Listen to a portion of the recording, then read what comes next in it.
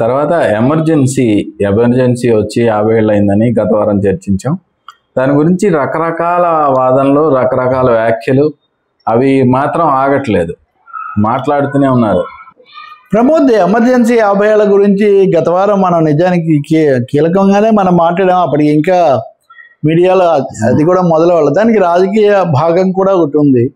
ఎందుకంటే ఇప్పుడు అప్రకటిత ఎమర్జెన్సీ ఉందని అందరూ అంటూ ఉంటారు. కాబట్టి మీరు అన్నట్టు ఈ 50 ఏళ్ళకి సంబంధించి 50 ఏళ్ళ ఉత్సవం మీరు తప్పనిసరిగా చేయాలి అని కేంద్ర ప్రభుత్వం రాష్ట్రాలన్నిటికీ కూడా ఒక పెద్ద సర్క్యులర్ పంపించింది. ఏడాది పొడవునా చెయ్యాలి అని కూడా. ఇది నిజంగా ఎలా ఉండాలి? నేను కూడా ఖమ్మంలో ఒక సభలో మాట్లాడి వచ్చాను. పత్రికల్లో 50 ఏళ్ళ అప్పటి ఏం జరిగిందో జ్ఞాపకాలు రాశాను. చాలామంది రాశారు. కానీ ఒక 3-4 అంశాలు నేను మేము ముందు చెప్తాను. మొదటిది ఏంటంటే, ఈ మొత్తంలో కూడా ఇందాక మనం ఏదో డిస్కషన్లో అనుకున్నట్టు ఇన్విజిబుల్ పీపుల్ అన్నట్టుగా పూర్తిగా కాంగ్రెస్ హయాంలో జరిగింది. కాబట్టి కాంగ్రెస్ను బహిష్కరించాలి. అసలు ఈ దేశ చరిత్రలో అతి ఘోరమైన అధ్యాయం అదొకటే అక్కడ ఆగిపోతుంది. మరి రెండో భాగంలో ఇప్పుడు అప్రకటిత ఎమర్జెన్సీ అని ఎందుకు అంటున్నారు? ఇప్పుడు జరుగుతున్న దాని గురించి ఎలా సమీక్షించుకోవాలి, ఒక సెక్షన్ అసలు దాని జోలికి పోవట్లేదు. అదే మీరు ఆంధ్రప్రదేశ్కి వెళ్తే కనుక అక్కడ చంద్రబాబు నాయుడు, జగన్మోహన్ రెడ్డి ఆయన విధ్వంస పాలన అది ఎమర్జెన్సీ లాంటిది, చాలా గుణపాఠం అని ఆయన చెప్తున్నాడు. ఇప్పుడు అప్రకటిత ఎమర్జెన్సీ అనే దాంట్లోనేమో ఆయన కానీ ఎన్డీఏ భాగస్వాములుగా ఉన్న అది పక్కన పెడదాం. ఇంకా మూడోది వెంకయ్యనాయుడుతో సహా చాలామంది అప్పుడు జైళ్ళల్లో ఉన్నవాళ్ళు వీళ్ళందరూ రాస్తున్నారు. అందులో ఇన్విజిబుల్ ఏంటంటే లెఫ్ట్, వామపక్షం అన్నది అసలు లేదు దాంట్లో. ఎక్కడ మీరు ఆ మాట కూడా వినరు. నేను మొన్న మీకు చెప్పాను, రైల్వే కార్మిక సమ్మె, బెంగాల్లో విజయాలు. సిపిఎం అనేది అధికారికంగా ప్రతిపక్షం పార్లమెంట్లో. 1971లో పార్లమెంటు ఎమర్జెన్సీ పెట్టింది కూడా ఆ కాలంలోనే. సిపిఎంకు 25 స్థానాలు ఉన్నాయి. బీజేపీ పూర్వ రూపమైన జనసంఘానికి 11-12 స్థానాలు ఉన్నాయి. లోక్సభలో ఎమర్జెన్సీ మీద చర్చ ప్రారంభించింది ఏకే గోపాలం, సిపిఎం నాయకుడు. ఆ విషయానికి ఏమీ ప్రాధాన్యత లేనట్టు ఇక్కడ ఎమర్జెన్సీ పెట్టకముందే బెంగాల్లో దాడి ప్రారంభించి ఎన్నికలను హస్తగతం చేసుకున్నారు. ఇవన్నీ జరిగాయి, చాలా మంది అరెస్టులు అయ్యారు. ఆ విషయాలు తర్వాత జనతా పార్టీ ఏర్పడి దాన్ని అంతం చేయడంలో కూడా సిపిఎం కూడా బలపరిచింది.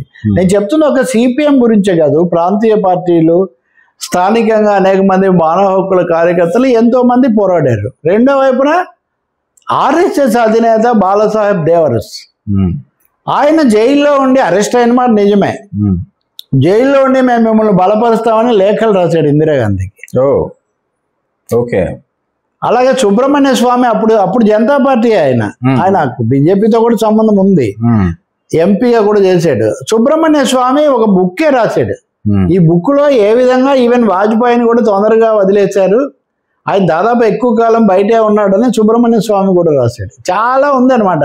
అంటే ఇన్విజిబుల్, అది ఇన్విజిబుల్. ఈ భాగాన్ని కూడా ఒక భాగం ఇన్విజిబుల్ గా తాజాగా Narendra Modi memoirs of emergency అని అప్పుడు తాను రకరకాల వేషాలు, మారు వేషాల బొమ్మలతో పుస్తకం ఇచ్చారు. అసలు సమస్య ఏమంటే ఆయన్ను పోలీసులు ఎంత వెతికారు, ఏం తప్పించుకున్నారనేది కదా. నాతో నేను ఎన్ని వేషాలు వేసాను అనేది అది వేరే విషయం. ఉదాహరణకు ప్రకాష్ కరత్ మొన్న వ్యాసం రాస్తూ అరెస్టును తప్పించుకోవడానికి నేను పలానా చోట వెళ్ళాను, తర్వాత పలానా చోట అజ్ఞాతంలో ఉన్నాను, కొంతకాలం తర్వాత పర్వాలేదని నేను అలా పనిచేస్తూ వచ్చానని చెప్పారు. సో జరిగింది ఏంటంటే ఆ రోజు జూన్ 25 అర్ధరాత్రి ఎమర్జెన్సీ ప్రకటించారు. ఆ రాత్రి దొరికిన వాళ్ళందరినీ లోపలేశారు. ఆ రాత్రి తప్పించుకొని కొంచెం అలా తప్పుకోగలిగిన వాళ్ళు కొంతమంది అలా జరిగారు. ఇంకో కీలకమైన అంశం ఖమ్మం వెళ్ళినప్పుడు చెప్పాను నేను. ఎమర్జెన్సీ సందేశాన్ని దేశానికి వినిపించిన వ్యక్తి, మొదట తెలుసుకున్న వ్యక్తి, ఉమ్మడి రాష్ట్రానికి ముఖ్యమంత్రిగా పనిచేసిన జలగం వెంగళరావు. జలగం వెంగళరావు ఇందిరాగాంధీ దగ్గరికి వెళ్ళి అక్కడి నుంచి అప్పుడు హర్యానా ముఖ్యమంత్రికి చెప్పి అలా వెళ్ళాడు. కాబట్టి ఆంధ్రప్రదేశ్ అనేది ఒక పాత్ర వహించింది. మొన్న చంద్రబాబు నాయుడు ఎమర్జెన్సీని విమర్శించాక వైసీపీ వాళ్ళు, మీరు అప్పుడు యూత్ కాంగ్రెస్లోనే ఉన్నారు కదా అని వాళ్ళ కామెంట్. నిజమే అది. చంద్రబాబు నాయుడు, కె చంద్రశేఖరరావు, ఈవెన్ రాజశేఖర రెడ్డి ఒక విధంగా వీళ్ళందరూ ఎమర్జెన్సీ కాలంలో ఇందిరాగాంధీ, సంజయ్ గాంధీలతోనే ఉన్నారు. ఇందిరాగాంధీ ఎమర్జెన్సీ పెట్టడం పొరపాటు అయ్యుండొచ్చు, కానీ ఇంకా ఆమె జీవితం అంటేనే ఎమర్జెన్సీ అని అసలు నెహ్రూనే ఎందుకు తీసి పడేస్తున్నాం, ఇందిరాగాంధీనే కాదు కదా. కాబట్టి ఎమర్జెన్సీ, ప్రాథమిక హక్కులను హరించడము, సెన్సార్షిప్ పెట్టడం ఇవన్నీ తప్పు. ప్రజలు ఓడించారు. మళ్ళీ ఆమెనే వీళ్ళ నిర్వాకాల వల్ల మళ్ళీ తెచ్చుకున్నారు, ఆమెను హత్య చేశారు. కాంగ్రెస్కి ఎప్పుడు మెజారిటీ రాలేదు, ఇంకా హత్య అప్పుడు తప్ప. ఇది ఒక వాస్తవం. కానీ అదే సమయంలో దాన్ని పక్కదో పట్టించి నేను అడిగాను, అదే ఎమర్జెన్సీలో పత్రికల మీద సెన్సారు పార్టీల మీదే ఉంది కానీ మనుషుల మీద ఏం లేదు. కానీ ఈ రోజున ప్రమోద్ గడ్డం పెంచాడు కాబట్టి ఏంటి, వాళ్ళ ఇంట్లో పలానా పదార్థంలో ఏమైనా ఉందా కూడా వ్యక్తిగత గోప్యత కూడా లేకుండా పోయింది. కాబట్టి ఒక విధంగా ఎమర్జెన్సీ నాటికంటే కూడా తీవ్రమైన పరిస్థితులు, రాష్ట్రాల ముఖ్యమంత్రులకు కూడా లేని పరిస్థితులు, న్యాయ వ్యవస్థ కూడా ఒత్తిడికి గురవుతున్న పరిస్థితులు ఉన్నాయి. ప్రకటితం కంటే అప్రకటితం ఎప్పుడు చాలా, అదే అన్నా నేను, కత్తిపోటు కంటే వెన్నుపోటు ఎప్పుడు సమస్య కదా. కాబట్టి మన మీడియా చర్చల్లో వీటన్నిటిలో ఈ కంటిన్యూషన్ ఉండట్లేదు.